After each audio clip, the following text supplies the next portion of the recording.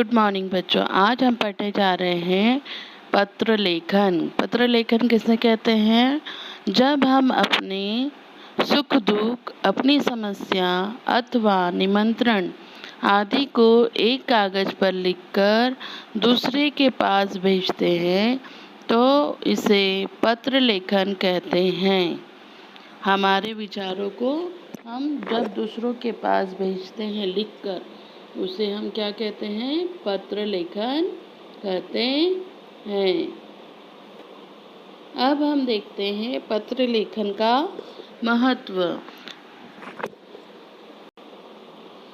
पत्र के द्वारा हम अपने संदेश दूसरे तक आसानी से पहुंचा सकते हैं। पत्र में लिखा संदेश स्थायी होता है।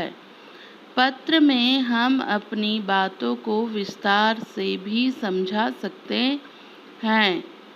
पत्र संदेश भेजने का सस्ता, सरल व सर्वोत्तम साधन है। पत्र लेखन हमारे लिए ये महत्व रखता है कि हम अपने संदेश को आसानी से दूसरों तक पहुंचा सकते हैं। फिर जो इसमें हम संदेश लिखते हैं वो स्थायी होता है और अपनी बात को हम विस्तार पूर्वक समझा सकते हैं। और भेजना सस्ता, हमारे लिए सस्ता भी है और सरल भी है और सबसे अच्छा भी होता है। अब हम पत्र के प्रकार के बारे में देखते हैं। पत्र दो प्रकार के होते हैं, औपचारिक पत्र और अनौपचारिक पत्र। औपचारिक पत्र जिन लोगों के साथ हमारे पारिवारिक अर्थात घरेलू संबंध नहीं होते, उनको लिखे जाने वाले पत्र औपचारिक पत्र होते हैं। जैसे प्रधानाचार्य को पत्र, संपादक को पत्र अथवा व्यापार से संबंधित पत्र। ऐसे लोग जो हमारे से घरेलू संबंध नहीं रखते हैं या जिनका हमारे से कोई घरेलू संबंध नहीं होता है, उन्हें हम औपचारिक पत्र लिखते हैं।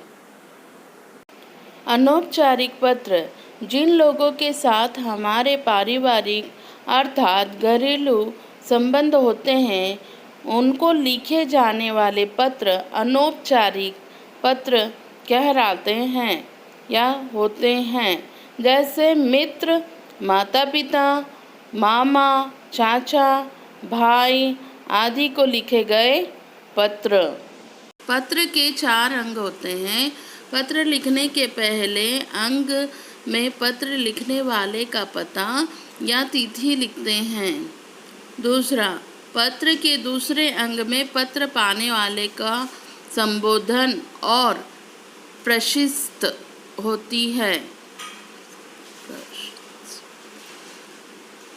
तीसरा, पत्र का तीसरा अंग कलेवर में पत्र का विषय विस्तार होता है। चौथा, पत्र के चौथे अंग में उपसंहार होता है। इस भाग में पत्र की समाप्ति एवं लिखने वाले का नाम होता है। तो एक पत्र को लिखते समय ये 4 बातें हमें ध्यान रखना चाहिए। सबसे पहले पत्र लिखने वाले का पता और तिथि। दूसरा, संबोधन, वो हमसे बड़े हैं तो आदरणीय वगैरह, है ना।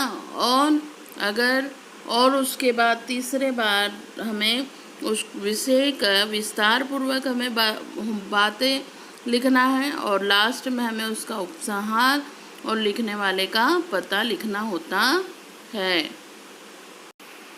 अब आपको ये लिस्ट दे दी गई है: संबंध, संबोधन, अभिवादन, निवेदन।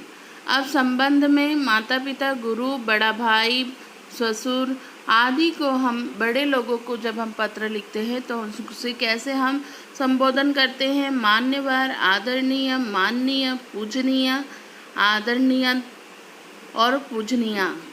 और अभिवादन करते हैं नमस्कार, प्रणाम, चरण स्पर्श। और निवेदन करते हैं तो आपका स्नेह पात्र, आपका कृपाक्षी, आपका आज्ञाकारी, आपके आज्ञाकारी, आपके स्नेह पात्र, इस प्रकार लिखते हैं। छोटों को जब हम लिखते हैं, छोटे हमसे जो हैं पुत्र है, भतीजा है, भांजा है, बहन आदि जो भी छोटे हैं उन्हें चिरंजीव और प्रियवर बोलते हैं।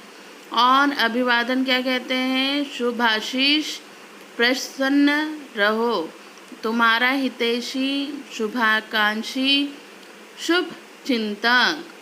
फिर जब हम अपने साथ वालों को लिखते हैं, सहपाठी लोगों को, एक उम्र वाले को, मित्र सहपाठी बराबर उम्र वाले को, तो प्रिय, मित्रवर, प्रियवर आदि। नमस्ते, स्नेह, मिलन, तुम्हारा सुहृद, मित्र, स्नेही, तुम्हारी सखी। अधिकारियों, प्रकाशकों या पुस्तक विक्रेताओं को लिखते समय हम श्रीमान, श्रीमती, महोदया का उपयोग करते हैं। और निवेदन में भवदी, आपकी, आपका निवेदक लिखते हैं। अधिकारियों को श्रीयुत, मान्यवर, श्रीमान। और जब हम निवेदन करते हैं तो प्रार्थी, निवेदक, आपका, कृपाकांक्षी। हम इस प्रकार अपने अभिवादन, संबोधन और निवेदन के रूप में लिखते हैं।